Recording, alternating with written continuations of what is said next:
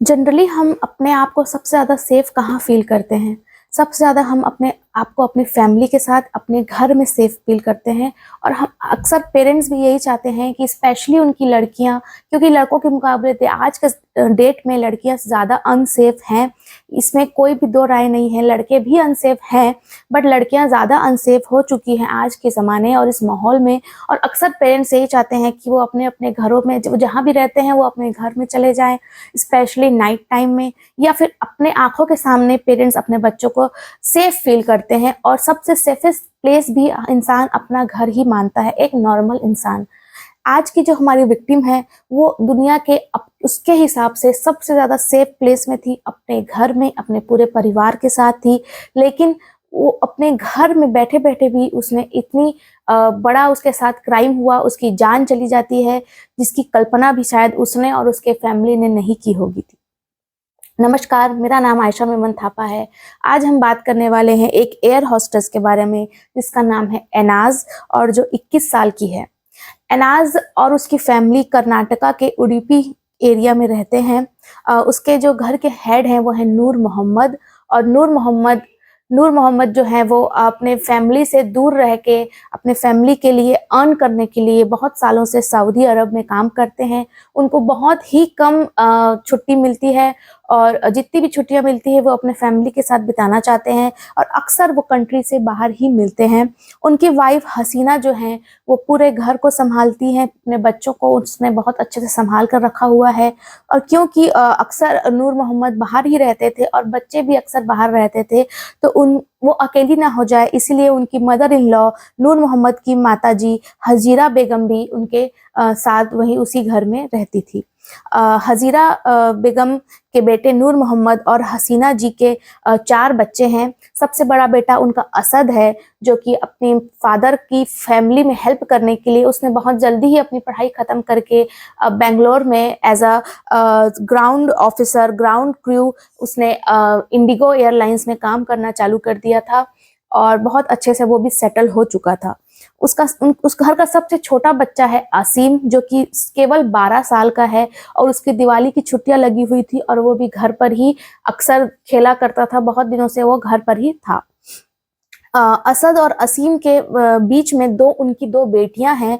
एक है अफनान जो कि 23 साल की थी, और एक है एनाज जो कि 21 साल की है। अफनान और एनाज जो है घर से थोड़ी ही दूर मैंगलोर में पीजी पर रहकर अफनान अपनी डिग्री पूरी कर रही थी, और एनाज जो है उसने इंडियन एक्सप्रेस में एज अ एयर होस्टेस काम करना चालू कर दिया था, उसकी जॉब लग गई थी। इन सब जो बच्चे थे, इसमें से उस दिन 12 नवंबर 2023 की घटना, जिस दिन घर पर हसीना, हजीरा और अफनान और एनाज जो कि छुट्टी लेकर अपने घर आई हुई थी, दिवाली का 12 नवंबर 2023 की बात है, दिवाली का दिन था। ये पांचों, और असीम दिवाली की छुट्टियों की वजह से वो बाहर में अक्सर खेलता रहता था घर के कंपाउंड में, ये पांचों घर पर थे। असद अपनी जॉब की वजह से बेंगलोर में ही था, और नूर मोहम्मद जो कि अक्सर आउट ऑफ कंट्री सऊदी में रहता था, और वो सऊदी में ही थे। 12 नवंबर 2023 जब पूरा देश दिवाली मनाने की तैयारियों में लगा था, उस दिन दिवाली और संडे था। अक्सर दिवाली और संडे की सुबह जो होती है वो थोड़ी स्लो और फेस्टिविटीज़ की वजह से थोड़ी अगले होकर निकलती है, और इसी वजह से सुबह 8:30-9 बजे के करीब हसीना जो थी वो किचन में ब्रेकफास्ट की तैयारी कर रही थी। हजीरा बेगम जी वहीं पास में हॉल में बेड में लेटी हुई थी, आराम कर रही थी। आसिम जो था केवल 12 साल का बच्चा, जो कि साइकिलिंग का शौक रखता था, और छुट्टी की वजह से, संडे की वजह से मॉर्निंग में वो अपने घर के कंपाउंड में साइकिलिंग कर रहा था। अफनान और एनाज जो कि अपनी माँ के कई बार उठाने के बाद थोड़ी लेट ही उठी, और किचन के आसपास ही अपनी मदर से बातचीत करते हुए, हंसी मजाक करते हुए वो लोग ब्रेकफास्ट की तैयारी कर रहे थे, और अपनी फैमिली टाइम बिता रहे थे। उसी बीच 9-9:30 बजे के बीच एक मास्क लगा हुआ आदमी उनके घर में कैजुअली घुसने लगता है, जिसकी नज़र आसिम पर पड़ती है। आसिम भी उसे देखता है। उस समय उसने कैप और चेहरे पे मास्क लगाया हुआ था, उसकी सिर्फ आंखें ही दिख रही थी। आसिम भी खास ध्यान नहीं देता, क्योंकि वो एक 12 साल का बच्चा था, उसे लगा कोई घर पे आया है किसी से मिलने, और वो अपने साइकिलिंग में वापस व्यस्त हो जाता है। ये मास्क मैन डायरेक्ट, क्योंकि घर का गेट खुला हुआ था, सुबह का टाइम था, डायरेक्ट अंदर जाता है, और वो इतनी प्रिपरेशन और इतने रेडी था कि उसके कुछ कुछ गलत ही करना है। वो डायरेक्ट आता है और एनाज, जो कि 21 साल की इंडियन एक्सप्रेस की एयर होस्टेस थी, उस पर उससे आकर सिर्फ उससे कुछ 2 सेकंड 5 सेकंड के लिए कुछ बात करता है, और इससे पहले कि वो अब उस बात का जवाब देती, लगातार उस पर चाकुओं से वार करने लगता है। और उसकी चीख सुनकर उसकी माँ और उसकी बड़ी बहन हसीना और अफनान दौड़ी हुई आती हैं और उसे रोकने की कोशिश करती हैं, मगर वो आदमी बहुत ही ज़्यादा स्ट्रॉन्ग और बहुत ही ज़्यादा गुस्से में था, जो कि उसकी आंखों में साफ नज़र आ रहा था। लगातार चाकुओं से मारने के बाद एनाज को वो अफनान और हसीना पर भी लगातार वार करता है, और इन तीनों की चीख सुनकर लाजमी है कि बहुत तेज़ आवाज़ें आ रही थी, तो असीम दौड़कर घर आता है कि क्या हो गया, और वो बेरहम कातिल उस 12 साल के बच्चे को भी नहीं छोड़ता और उस पे भी लगातार चाकू से वार कर देता है। इतना ही नहीं, उसने उस घर की सबसे बुजुर्ग महिला हजीरा बेगम को भी नहीं छोड़ा और उस पर चाकुओं से वार करने लगा। हजीरा बेगम जैसे तैसे वहां से भागकर पास ही में बाथरूम था, और वो बाथरूम में खुद को लॉक कर लेती है। उस क्रिमिनल के माइंड में ये आया होगा कि बहुत एजेड है, वार तो हो चुका है, एक्सेसिव ब्लीडिंग, और अब इतनी उम्र में किसी को एक भी चोट लगे तो वो उसे सहन नहीं कर पाता है, तो शायद वो बाथरूम में ही पड़ी पड़ी मर जाए। तो उसने उन पर टाइम वेस्ट नहीं करते हुए इन चारों को मारने के बाद वहां से चुपचाप नॉर्मली बाहर निकल गया। गेट पर एक लेडी क्रॉस हो रही थी, उसने उसे देखा, तो उसने उस लेडी को धमकाया कि ये तुमने मुझे देख तो लिया है मेरे हुलिये को मास्क लगे हुए, अगर किसी को कुछ बताया तो मैं वापस आकर तुम्हें भी मार दूंगा। इतना कह के वो वहां से गायब हो जाता है, वहां से वो चला जाता है। कुछ ही देर में ये मामला पूरे आग की तरह फैल जाता है और लोग वहां जमा होने लगते हैं। उनके बड़े भाई और उनके पिताजी तक ये बात पहुंचा दी जाती है, और पुलिस की पूरी टीम वहां इकट्ठा होती है। किसी को कुछ समझ नहीं आ रहा था कि पूरा का पूरा परिवार, लगभग पूरा परिवार ऐसे दिन दहाड़े सुबह सुबह कोई आकर, और ये सब मामला देखने में लग रहा था कि कातिल कम से कम 1-1.5 घंटा उनके घर में बिताया होगा, मगर बाद में जब रिपोर्ट सामने आती है तो महज 15 मिनट में उसने पूरे के पूरे परिवार को, हंसते खेलते परिवार को खत्म कर दिया और वहां से चलता बना। बाद में किसी के पास कोई प्रूफ नहीं था, पुलिस लगे रहती है कि कहीं से कुछ क्लू मिले, कहीं से कुछ पता चले।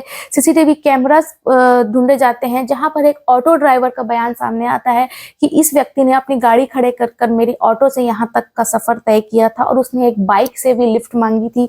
ये सारे लोग धीरे धीरे सामने आते हैं, मगर ये था कौन, ये पता लगाने के लिए जो पुलिस थी वो रिस्पेक्टिवली सबके अलग अलग ऑफिसेस, कॉलेजेस, फ्रेंड्स सब से बातें कर रही थी। और इसी बीच एनाज का एक कलीग, जो कि उसी दिन से न काम पर आया ना उसका फोन ऑन है, इस पर पुलिस का शक जाता है और पुलिस इसे ढूंढने पर लग जाती है। जब पुलिस इसके बारे में पता करती है तो इसका नाम होता है प्रवीण अरुण चौगड़े। ये सांगली महाराष्ट्र का रहने वाला है। प्रवीण अरुण चौगले, जो कि एक बहुत ही पावरफुल, बहुत फिजिक वाइज बहुत एक स्ट्रॉन्ग और कॉम्पिटिटिव नेचर का लड़का था। 2007 में इसे पुणे पुलिस में भी इसकी नौकरी लग चुकी थी। इसने वो कॉम्पिटिटिव एग्जाम्स निकाल कर अपने लिए पुलिस की नौकरी भी पा चुका था, मगर महज 3 महीने नौकरी करने के बाद लो सैलरी की वजह से इसने वो नौकरी छोड़कर बेटर सैलरी के लिए एयर इंडिया एक्सप्रेस में एज अ कैबिन क्रू इसे हायर किया गया और ये बेंगलुरु शिफ्ट हो गया। बेंगलुरु शिफ्ट होने के बाद इसकी लाइफ काफ़ी अच्छी जा रही थी, इसकी अच्छी खासी सैलरी थी और अच्छे खासे तरीके से ये सेटल हो चुका था। इसने कई इन्वेस्टमेंट कर रखे थे, इसने खुद का घर ले लिया, इसने अपनी लाइफ को बहुत अच्छे से सेट करने के बाद 8 साल इसने नौकरी करने के बाद इसने काफ़ी वहाँ पर जम चुका था और इसने इसी बीच शादी भी कर ली थी। इसके 2 अच्छे बच्चे भी थे। ये मतलब मेरा आपको ये सब बताने का ये मकसद है कि इसकी लाइफ में ऐसा कुछ नहीं था कि इसके पास नहीं है और इसका माइंड क्रिमिनल माइंडेड हो गया या इसे किसी चीज़ की प्रॉब्लम थी। ये वेल सेटल्ड, वेल माइंडेड, अच्छे खासे इन्वेस्टमेंट करता था। इसने बाइक्स ले रखी थी, इसने कार्स ले रखी थी, इसने ज़मीन में इन्वेस्टमेंट कर रखा था।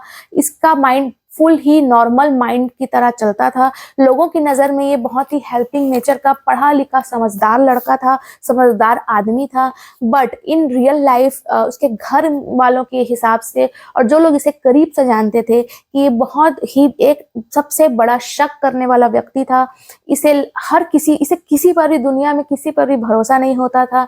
ये बहुत ही शकी और पॉसेसिव नेचर का व्यक्ति था। ये इवन अपनी वाइफ तक पे शक करता था। उसकी वाइफ अपनी लाइफ में कभी भी कहीं अकेले नहीं जा सकती थी। इवन ग्रोसरी लेने के लिए भी ये उसे अकेले नहीं भेजता था, और अगर कभी किसी कारणवश उसे जाना पड़ता था तो उसके वापस आने पर वो उससे लगातार शक वाले सवाल किया करता था, छोटी छोटी गलतियों पे उस पे हाथ उठाया करता था। बंद दरवाजे के पीछे ये इस तरीके का क्रूअल माइंडेड इंसान था, बट लोगों के सामने ये बहुत वेल बिहेव्ड और वेल मैनर्ड बिहेव करता था।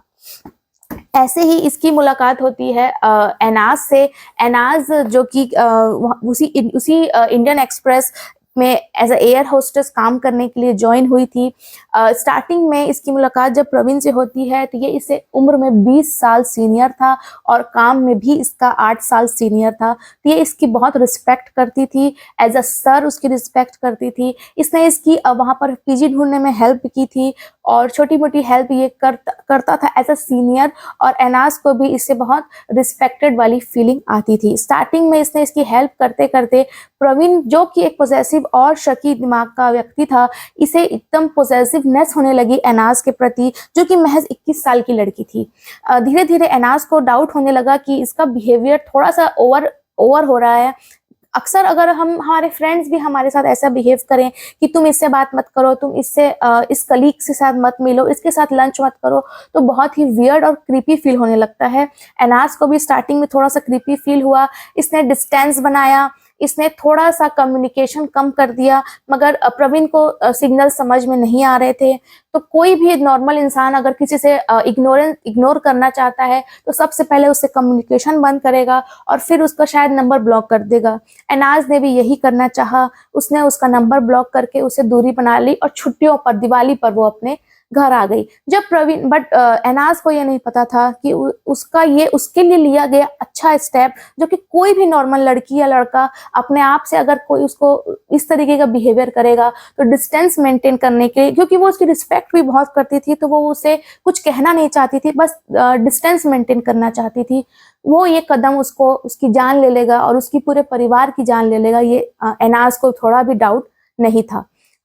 जब प्रवीण को पता चलता है कि एनाज ने उसे ब्लॉक कर रखा है तो उसका दिमाग घूम जाता है और वो अपने घर 12 नवंबर को पूरी प्लानिंग के साथ एक्स्ट्रा पेयर ऑफ क्लोथ्स और किचन नाइफ लेकर अपने घर से निकलता है। अपनी गाड़ी कुछ दूर खड़े करके एक बाइक से लिफ्ट लेके फिर एक ऑटो का इस्तेमाल करके बालाजी लेआउट जो है तिरुपति लेआउट वहां तक आता है। फिर वहां से इसने इनके घर का एड्रेस, स्नैपचैट का कोई फिल्टर वो होता है, फीचर होता है, उसके जरिए इतना इस कदर वो गिर चुका था कि उसके जरिए उसने उसका एड्रेस निकाला और पूछते इधर उधर पता करते वो उसके एग्जैक्ट घर पहुंचकर उसने इतना बड़ा कांड पूरे परिवार को खत्म कर डाला महज 15 मिनट के अंदर। पुलिस ने जब पुलिस को इस पर शक हुआ तो उसने उसका नंबर ट्रेस करना चालू किया, जो कि लगातार बंद आ रहा था। मगर करीब 2 से 3 दिन बाद उसने मर्डर करने के बाद वो अपने घर जाता है। उसने अपने घर वालों को कहा कि हम दिवाली मनाने कहीं और जा रहे हैं, हम अपने घर पर दिवाली नहीं मनाएंगे। उसकी फैमिली तैयार होकर उसके साथ चली जाती है और वो बेलगांव भाग जाता है अपनी फैमिली के साथ। वहाँ उसके कोई अंकल रहा करते थे। जब बेलगांव में उसका फोन ऑन होता है तो पुलिस ने इमीडिएटली उसे ट्रेस करके पकड़ लिया और आज वो हिरासत में है। और उसने ये सारी कहानी बयां की कि उसने क्यों और कैसे पूरे परिवार को खत्म कर दिया। मेरा इस कहानी को सुनाने का उद्देश्य किसी को ठेस पहुंचाना या किसी पर इल्जाम लगाना नहीं है, बस आप तक ये घटना को डिटेल में बताना है और आपको जागरूक करना है।